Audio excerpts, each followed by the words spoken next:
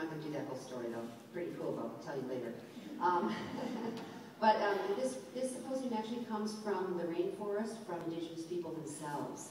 And the Pachamama Alliance was founded, as Wendy said, by Bill Twist, my husband, and I, and a man named John Perkins, but we're really the foundees. It found us, or founded us, and hopefully in some way the call we received from the indigenous people of the forest will find you today. And in an encounter with the Achuar people deep in the Amazon jungle, in the eastern Amazon region of Ecuador, an encounter took place between those of us from the modern world and people living in ancient traditions with a kind of real understanding of the deep wisdom of the natural world. And in that first encounter, the Pachamama Alliance was born. And also in that first encounter, the indigenous people asked for help with the preservation of their lands, their territory, their rainforest. And we stepped up to be their partners in that. But as I've said many times, and you may have heard this many times from many different places, the indigenous quote, famous indigenous quote that we like to reference is, they said, if you're coming to help us, don't waste your time. If you're coming because you know your liberation is bound up with ours, then let's work together. And that is the ethic of the Pachamama Alliance and the ethic of the Symposium. Because also in that first encounter, they said, it's great that you're here working with us on preserving the rainforest, and we need that. But the most important work you can do is to go back where you came from and change the dream of the modern world. A dream that they could see is a trance that we're caught in. They weren't making us wrong for it, but they were clear that they weren't in that trance, so they could see that we were. Almost like a consultant coming into a company can see that the culture is producing a behavior that people don't want, but they don't know they're doing that. They see that our culture, our modern culture, is in some sort of a trance, which is becoming, as they say, they call it a dream, which is now becoming a nightmare for ourselves and all forms of life. And we don't know how to get out of it. And they said to us that it's very difficult, they say, to change your everyday actions, because ultimately they line up with what you're dreaming for, what you think you want. Where the real power is to change the dream from a dream of consumption, more of anything and everything, more market share, more freeways, more cities, more companies, more things, more this, more that, to a new dream. And that new dream we really call this mission symposium, an environmentally sustainable, spiritually fulfilling, and socially just human presence on this planet.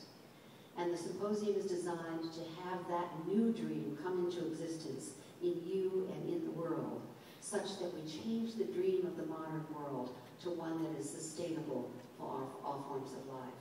And that's the origin of the symposium. You know, they told us, go back and change the dream of the modern world. We weren't really sure, you know, how to do that. Kind of a large to-do on the task list. But eventually we were haunted by that request for years before we actually began designing this program. Then we knew we just had to start. We didn't know where to start to change the dream of the modern world, but we just knew we had to start. And so we did the research, we met with all the experts, and we put together this program called the Awakening Dreamer, Changing the Dream Symposium.